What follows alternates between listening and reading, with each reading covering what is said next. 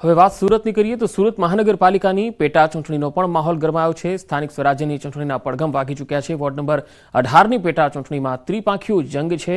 સૌપ્રથમ કોંગ્રેસે, ત્યારબાદ આમ આદમી પાર્ટીએ અને આખરે ભારતીય જનતા પાર્ટીએ પોતાના ઉમેદવારોના નામોની જાહેરાત કરી। વોર્ડ નંબર 18માં ભાજપ કાર્યકર્તાની પસંદગી કરાઈ। વોર્ડ નંબર 18માં જીતુભાઈ કાછડિયાની પસંદગી કરવામાં આવી।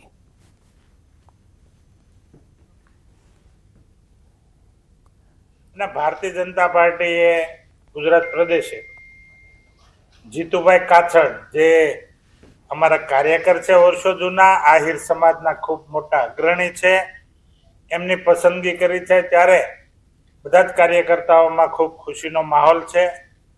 रही बात आपे जीतनी कीधी तो आ सीट भारतीय जनता पार्टी नी हती माटे तो आ भारतीय जनता पार्टी नी ज आ सीट हती अने बीजो के पार्टी नो एक कार्यकर्ता जे छे लड़तो होय छे। उम्मीदवार तो मात्र ने मात्र एमां निमित्त होय छे अने एक कार्यकर्ता में उत्साह छे अने आ फरी वखत जे भारतीय जनता पार्टी नी सीट हती ई पुनः रिपीट थशे एवो सूरत महानगर भारतीय जनता पार्टी अने टीम अने अध्यक्ष थी लई बधाजने खूब विश्वास छे अने अमने पण विश्वास छे के अमे कार्यकर्ताना जोरे खूब जंगी लीडथी फरी वखत आ सीट जीतीने सूरत महानगरमां प्रतिनिधित्व करवानी तक कार्यकर्ताओ आपशे।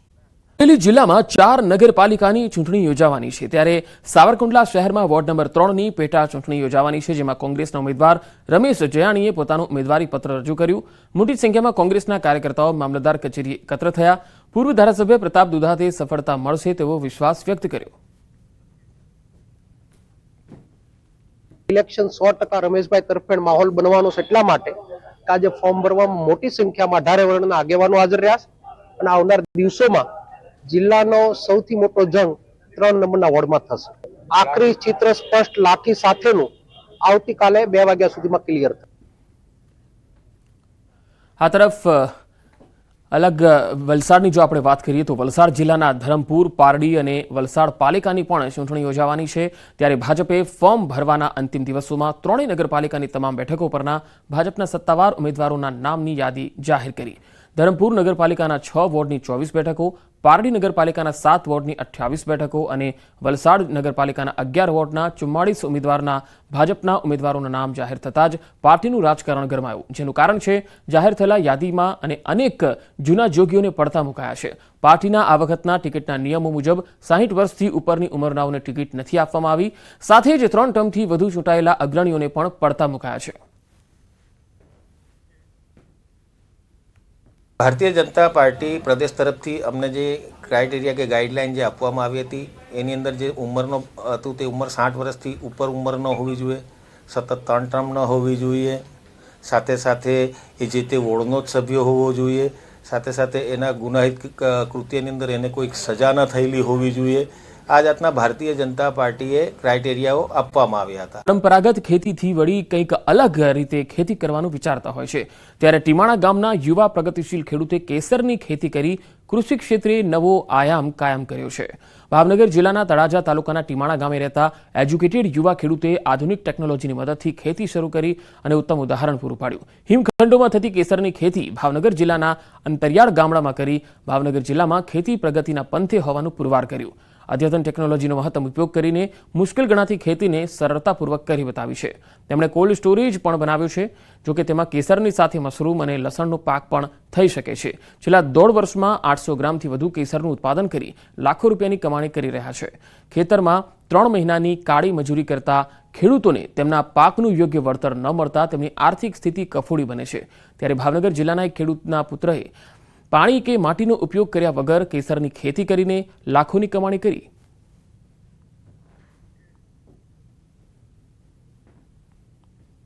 કેસરની ખેતી તે ને એક બિઝનેસ ખેતી તરફ મને લાગ્યું, તો એ મેં કેસરની ખેતીનો ઓલું કર્યું ને આની અંદર મારે 1.5 વર્ષનો મારું ઓલું છે કે આની પાછળ મેં 1.5 વર્ષ બગાડ્યું, મહેનત કરી અને કાશ્મીર ગયો, કાશ્મીરથી બિયારણ લાવ્યો અને બિયારણ લાવીને રૂમમાં આખું સેટઅપ તૈયાર કર્યું, જેની અંદર મેં જુદી જુદી ટેકનોલોજીના મશીનનો ઉપયોગ કરેલો છે, જેને એરોપોનિક ટેકનોલોજી કહેવાય છે।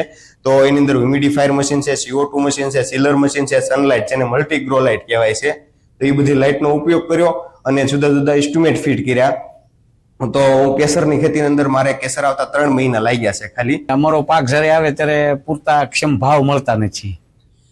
ગમે ત્યારે ખેડૂતના પાક ઘરે આવ્યો હોય તો એના ભાવ ડાઉન થઈ જતા હોય એટલે અમે સાહેબ કંટાળી ગયેલા હતા કે ભાઈ હવે કરવું તો કરવું હું એમ. એટલે મારો બાબલો છે એને દીકરાને કે આ સોશિયલ મીડિયાના માધ્યમથી એને કંઈક આ કેસર વિશે જોયું ને ઓલું થયું એટલે એને મનમાં એવું થયું કે ભાઈ આપણે પણ આવું કંઈક નવું કરીએ એમ. આજે સંપૂર્ણ બંધ રાખવામાં આવ્યું. ગામના લોકોની માંગ છે કે નજીકમાંથી પસાર થતી ઓરસંગ નદીના કિનારાનું સતત ધોવાણ થવાથી કિનારા પર આવેલા મંદિરો ધરાશાયી થાય તેવી સ્થિતિનું નિર્માણ થયું છે. 3 વર્ષ પહેલા નકુલેશ્વર મહાદેવનું મંદિરે નદીના પાણીમાં સમાધિ લીધી હતી. બીજું અર્જુનનાથ મહાદેવ મંદિર આવેલું છે જે પણ દરિયા કિનારે આવેલ હોવાના કારણે લોકો સુરક્ષા દિવાલ બનાવવાની માંગ કરે છે. વારંવાર તંત્રમાં જાણ કરવા છતાંય આ કામ થઈ રહ્યું નથી.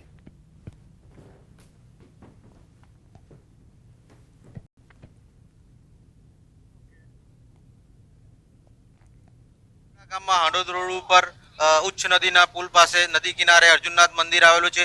જે મંદિર વર્ષો જૂનું પૌરાણિક મંદિર આવેલું છે. આ મંદિર 2022ની સાલમાં મુસળધાર વરસાદના કારણે નકુલેશ્વર મંદિર જે જળ સમાધિ લઈ લીધેલ છે. ત્યારબાદ જે હાલમાં આગળના ભાગ જે મંદિર આવેલું છે અર્જુનનાથ મંદિર એ પણ જળ સમાધિ લઈ લે તેવી પૂરેપૂરી શક્યતા છે. આ બાબતે સંરક્ષણ દિવાલ બનાવવા માટે સરકારશ્રીને તેમજ મુખ્યમંત્રીશ્રીને આજથી 6 મહિના અગાઉ છોટાઉદેપુર આવેલા હતા ત્યારે રૂબરૂમાં મળી અને જાણ કરવામાં આવેલી છે. સાથે સાથે જાણ કરતો એક ફોટો પણ પડાવવામાં આવેલો છે. અને ગામ સંપૂર્ણ સજ્જડ બંધ રાખેલ છે.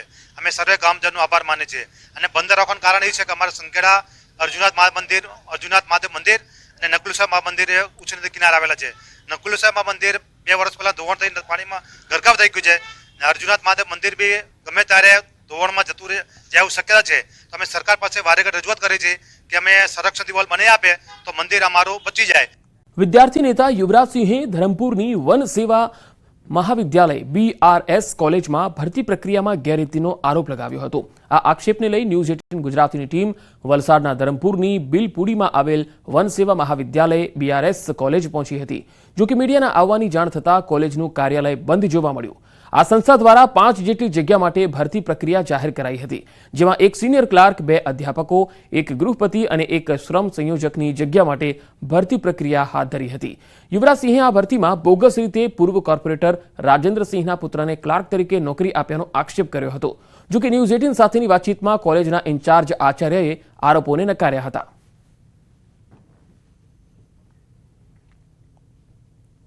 આ 5 સંવર્ગની જગ્યા માટે એક્ઝામનું આયોજન થયું હતું અને એક્ઝામ થયા બાદ એની આન્સર કી 25 તારીખ જાન્યુઆરી 2025ના રોજ મૂકવામાં આવી છે અને હજી સુધી એનું કોઈ પરિણામ જાહેર કરવામાં આવ્યું નથી. એની જવાબવહી મૂક્યા પછી વાંધા અરજીઓ માટે 7 દિવસનો સમય આપ્યો છે.